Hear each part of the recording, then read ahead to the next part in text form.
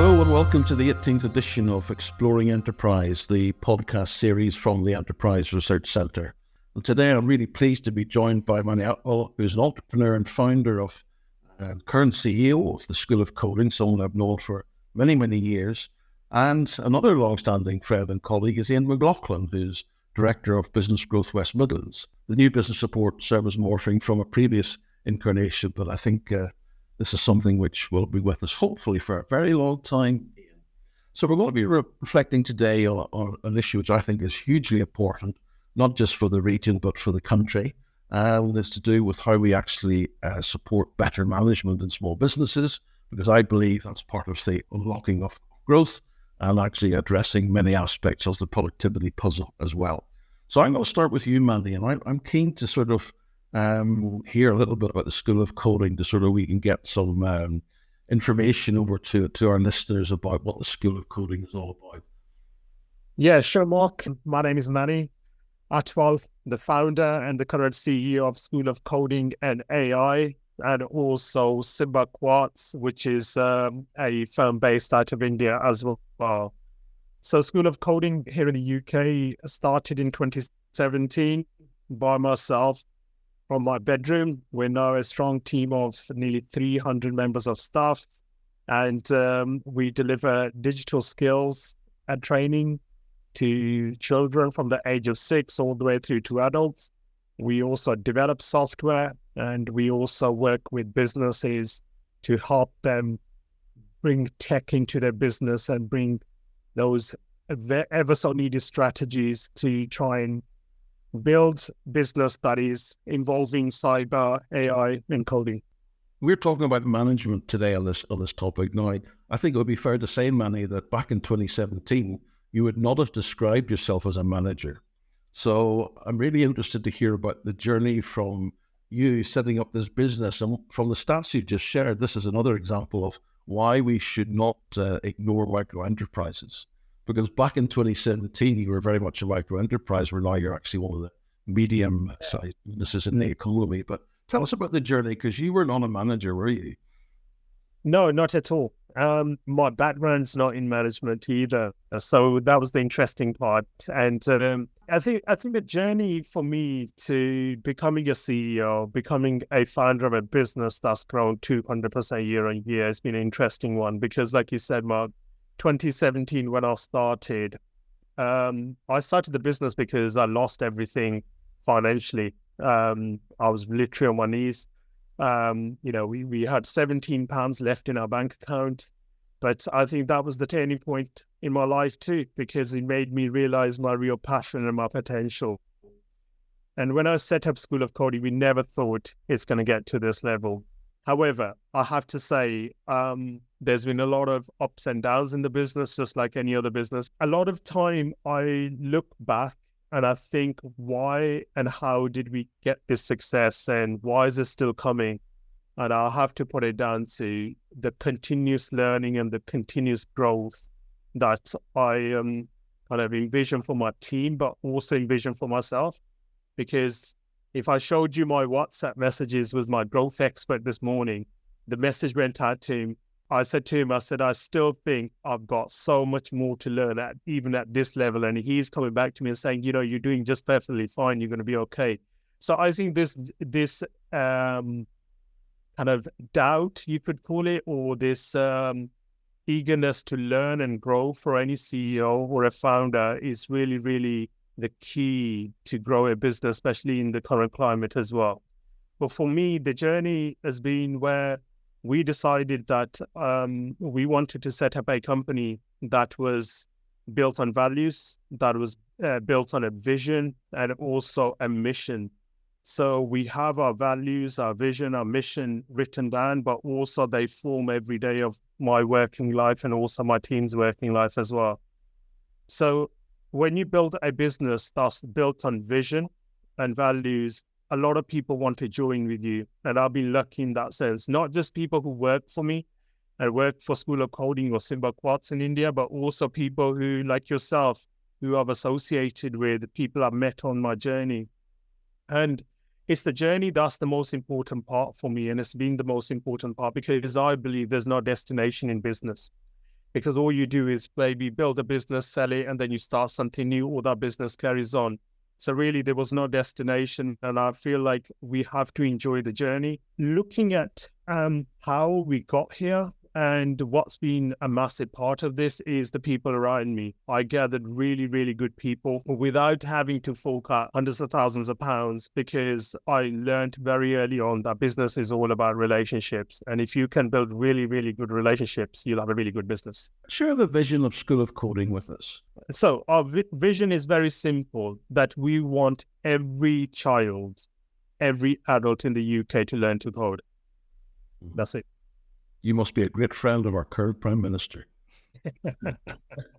and we'll leave that as the only political reference I'll make throughout the whole of the podcast. Finally, before I come over to Ian, I mean, I know that you've been on the Aston programme of small business growth. I know the growth expert you've just referred to is from the Goldman Sachs 10,000 Small Business Programme, which you just finished last year. So that's a testament of the continual learning you actually undertake for yourself. What did those programs give you in terms of that early connection with Aston, and also the Goldman Sachs program? What was it you were picking up from those programs? Well, when I came to the Aston program, School of Coding did a turnover of 38,000 that year. Since then, we've gone into multi-million pound, and over the next 2 years, we're looking at touching almost 15 million. So something that happened on those programs for me was that I had external people telling me that I can do this. That was the biggest thing for me. And it's often said that, don't look for external validation. But unfortunately, in business and for entrepreneurs, it's really important to get that external validation. That's one. The second thing was, there were so many things strategically and operationally that I didn't know about running a business. But what I always had in mind, and you know this because I'm very open about this, I talk very openly in open forums, is we want to build a £1 billion company from the heart of Midlands. That's our mission, right? So our vision is we want everybody to learn to code, and our mission is we want to be a £1 billion company. And we want to do that over the next 7 years. So I think to build a £1 billion company, we need to learn certain things, the way we do things. For example, I was taught right at the start of Aston program that I'm never going to be able to do this by myself. So having the right team around me was crucial. So what did I do? I went and hired a full management team as soon as I finished the program. So I went from one person myself to 6 leaders in the business. And then same with Goldman Sachs. I learned that in order for me to grow this further, I need finance. So we didn't want to give any shares away of the business. So we raised equity finance. In fact, we got a credit line for £1 million and not giving a single share away, and not having to worry about that we're going to run out of money as we grow this business. So I think these skills, these strategic moves that we made in the business, they all came because of Aston and because of the 10K program. Okay, thanks, Manny. We'll come back a little bit later to some of the challenges you faced as leading the company and the management practices that you've actually baked into the company through your team. But Ian, I want to turn to you now. I mean, you lead, as I said at the beginning, Business Growth West Midlands, gateway for business advice across the West Midlands. I mean, in terms of the service you provide for people like Manny, could you want to amplify that a little bit just to get the message out? Yeah, sure. So Business Growth West Midlands is a continuation and expansion of an investment in the small business support service for the West Midlands. And that the West Midlands, when I say the West Midlands, I mean the combined authority areas. That's the urban core. So everything from Coventry through to Wolverhampton via Birmingham, Solihull. The remit of the service is very similar to what has been around in previous guises. So if businesses are listening and they remember the Growth Hub, and maybe, dare I even say, going back to Business Link, the actual premise is the same, i.e., we offer independent, impartial, publicly funded advice to entrepreneurs and small business owners to enable them to grow and succeed. It's that simple. The difference at the moment is that what's happened is that we've changed our kind of geographical remit. So whereas before we had 3 growth hubs covering Black Country, Birmingham and Coventry, actually we've managed to bring all of that together. And the combined authority, so under the leadership of the mayor, we've got a very strong local mandate now to make this service what it needs to be for the businesses of the West Midlands. So that's what I've been working on over the last 9 months over this kind of transition period. That's great, Ian. I mean, in terms of, I mean, you've been working in this space for many years. I mean, what are the key areas that you can identify as what small businesses need? Certainly at the early stages, that, you know, the growth journey that Manny's been on is an example of a lot of our micro enterprises. What do they need? But from your experience, what are the 3 main things that, you know, business leaders actually need? I would say it's kind of people, markets, and cash. Those are the kind of the 3 main drivers of success in any business. And really interesting listening to Manny about how he prioritized people there, actually almost over everything else. And then the good things followed from that. But each business is, you know, is unique. Each business needs that at different stages. It needs it in different quantums. So actually the purpose of Business Growth West Midlands is to offer kind of that independent, impartial advice and guidance. So whether you're starting out a business or whether you've had a business for a long time but actually want to take the next step, you've got access to people, advisors who can sort of take that step back. And I mean, Manny talked about external validation. It's not so much about external validation, it's about having that objective sounding board and someone who can actually share your ambitions, share your goals, and help you to achieve them. And the beauty, I think, about it being publicly funded is that actually there's no kind of commercial element to this. So actually the whole aim of the advice is that the business is a success, that it grows, and that it grows sustainably. So if we can kind of bring in different elements, whether that's people, whether that's enabling businesses to access new markets internally or externally, or enabling businesses to access finance, then that's what we will do to enable them to grow. I mean, in terms of the general sort of story that, you know, small businesses, poor management practices, do you buy into that from your experience over the years? I feel like saying that small businesses have poor management practices feels a little bit harsh from my perspective, because having worked with hundreds, if not thousands, of small businesses, and with my teams over the last sort of 10, 20 years, I would say that there is huge pressures on any small business owner because they're operating on limited budgets.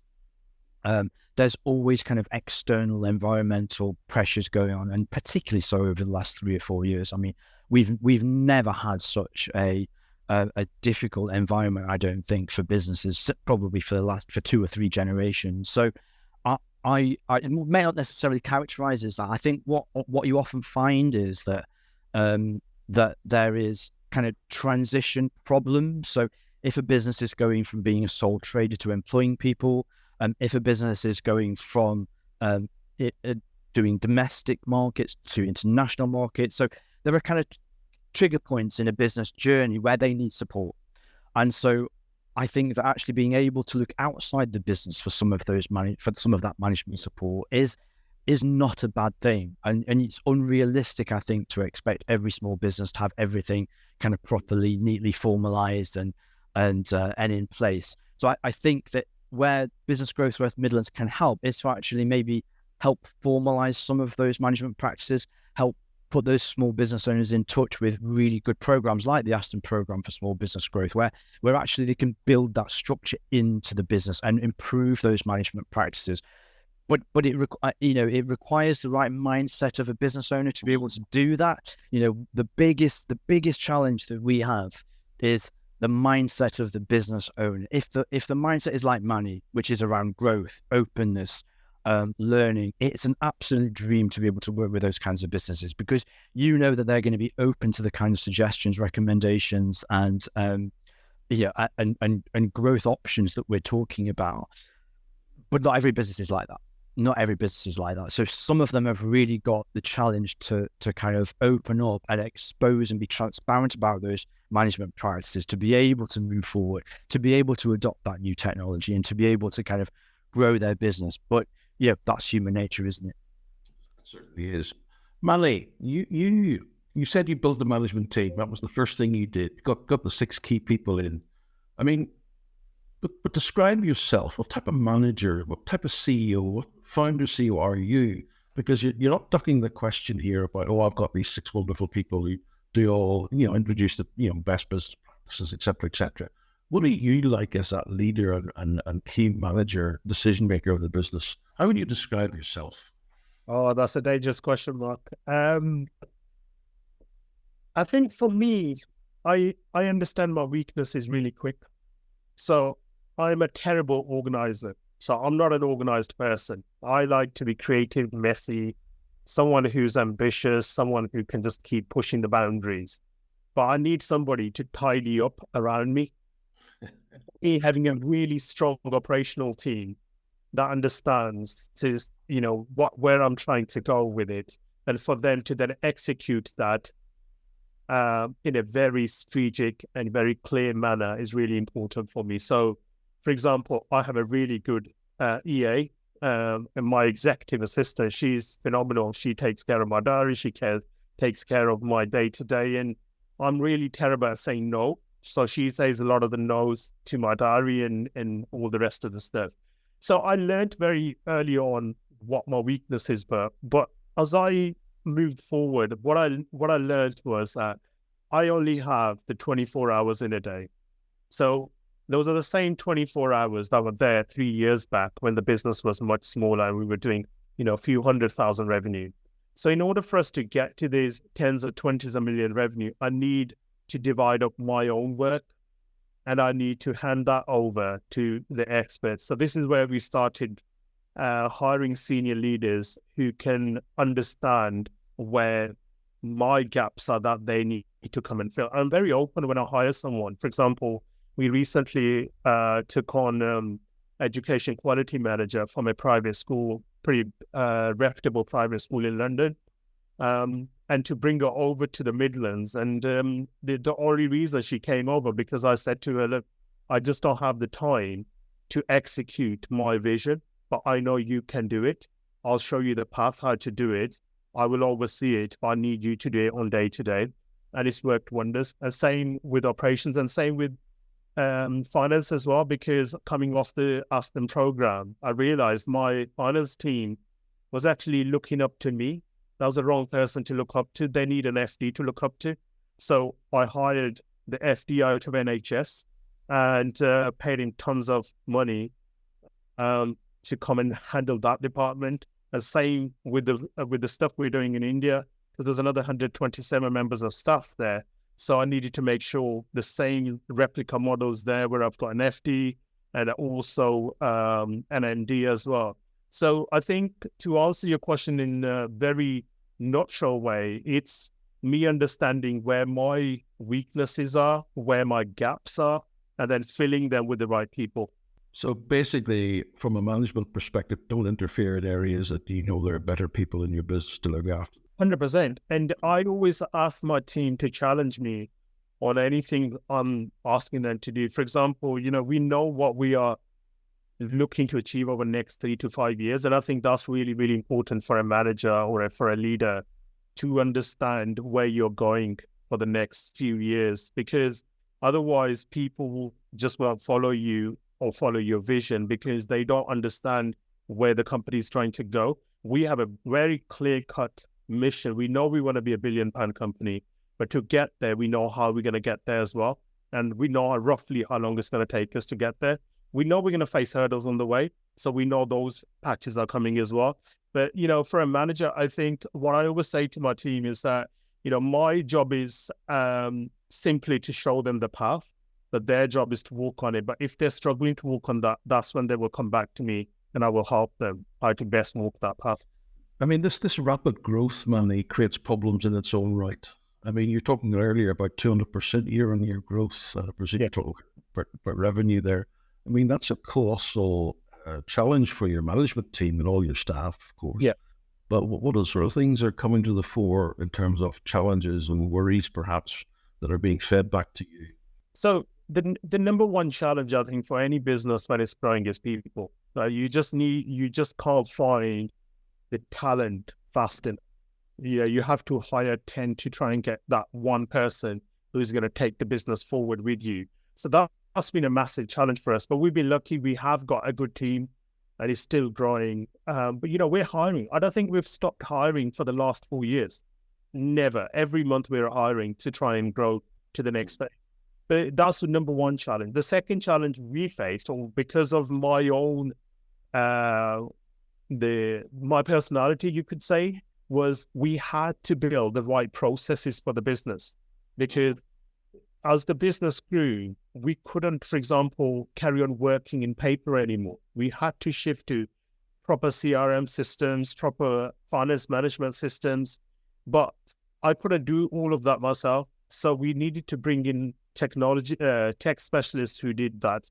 And then away from that is also the challenge of trying to keep on top of, we operate in 4 different markets in 20 different projects simultaneously.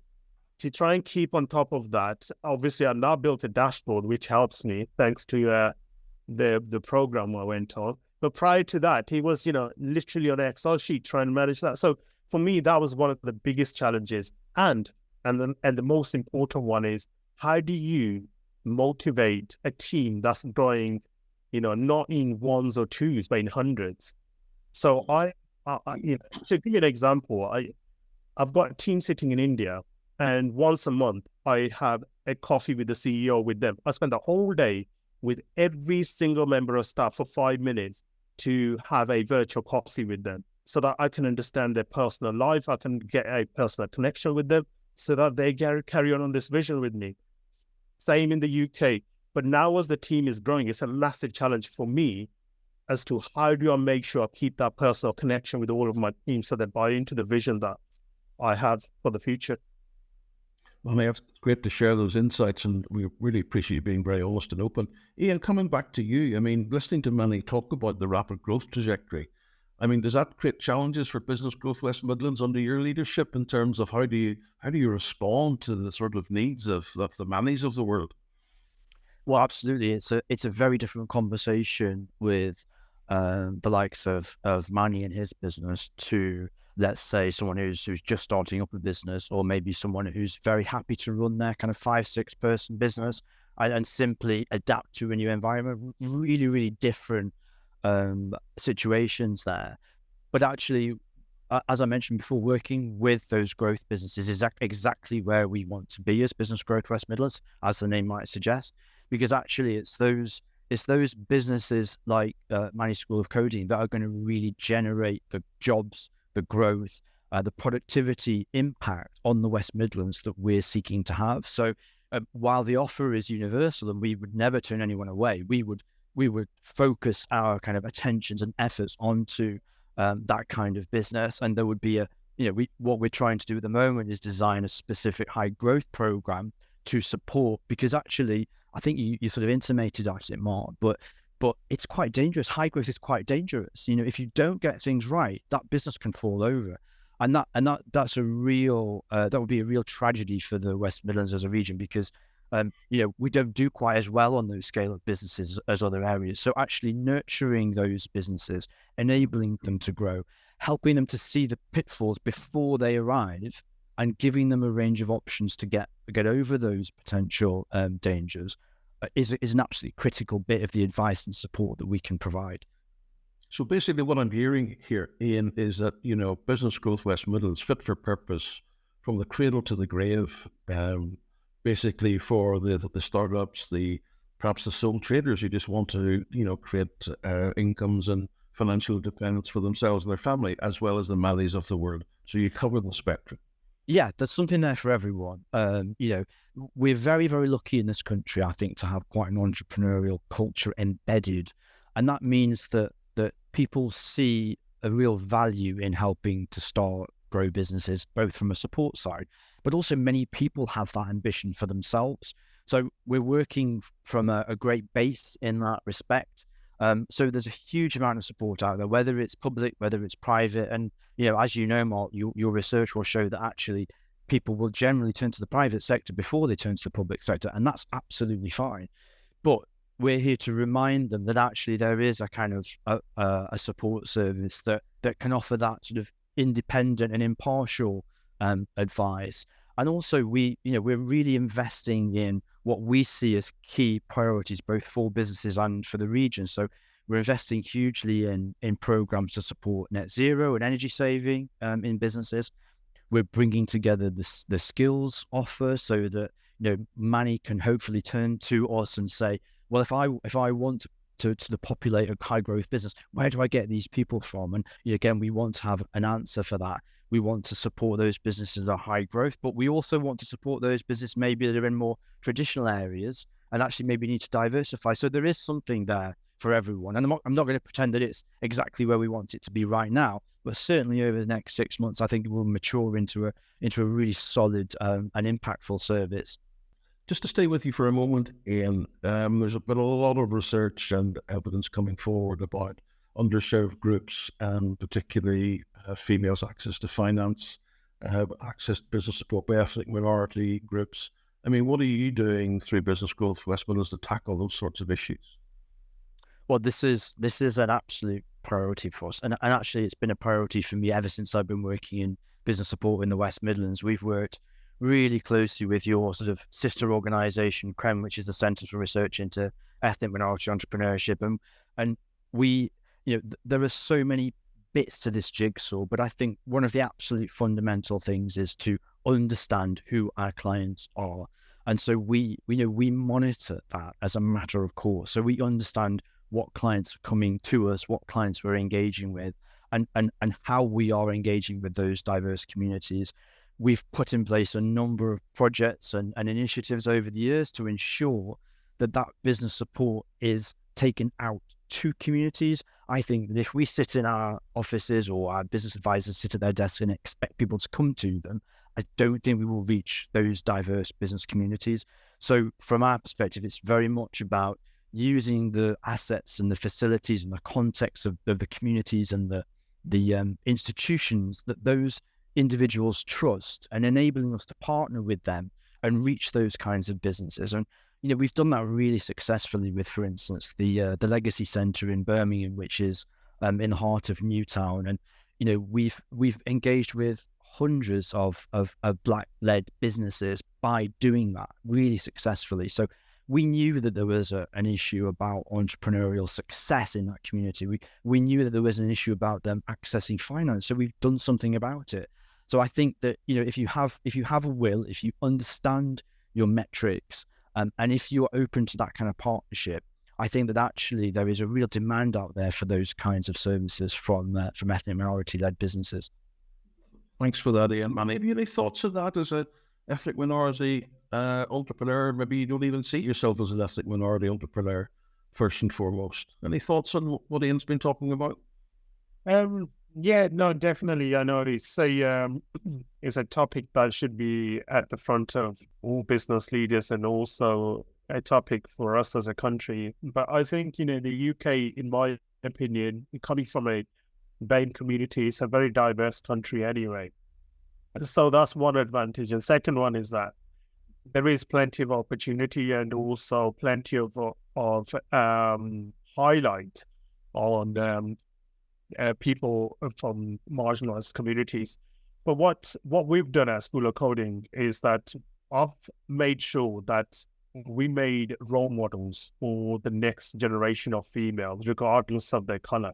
For me, we have a very diverse team, and 70% of my senior leadership team is all female.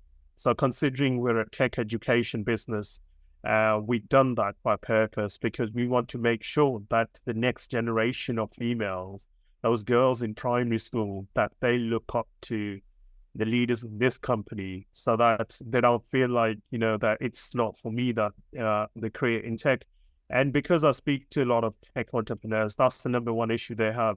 And unfortunately, not everybody sees it as an issue. So I think there is still a lot of work to be done. And I think entrepreneurs are now a lot more aware of the issue for both females in tech, but also for females in leadership, and also for marginalized communities to lead businesses. But look, Mark, I think, in my opinion, it's never been an issue for me, being from the Indian origin. Entrepreneurship's in my blood. As you know, India's economy is going through the roof. And for me, being a citizen here in the UK and someone who's been educated here and running a business here, it doesn't really cross my mind. To me, people are just people, right? So I want to work with best people because of their talent and not because of their background or because of, where they're from. And I think for any leader who's looking to build a really, really good, diverse team, you need a diverse leadership team first, because otherwise your decision-making is going to be very biased. That's what I find, that if you only have a male-led, or if you only have one sided leadership team, then somewhere down the line, you're definitely going to make a mistake that's going to cost the business. Very important to have that diversity. Excellent. Thanks very much for sharing that with us, Manny. I would like to finish now. This year's going to be reasonably interesting in very different ways. We will have a general election. Can't imagine that January 2025 is going to be the date of the election. But what's your big ask for policymakers? What's your big ask for all of the parties going to the polls, saying, what is it you need as a small business leader? What is it you need, Ian, from the point of view of delivering critical business support to this sector? What's your big ask? We'll start with you, Ian. That's actually pretty easy, Mark. Continuity and stability. And, you've heard me say this before, but we've had so much chopping and changing in the support service for small businesses arena over the last, you name it, 5-10 years. And again, I think this just touches on the point we were talking about before around ethnic minority-led business.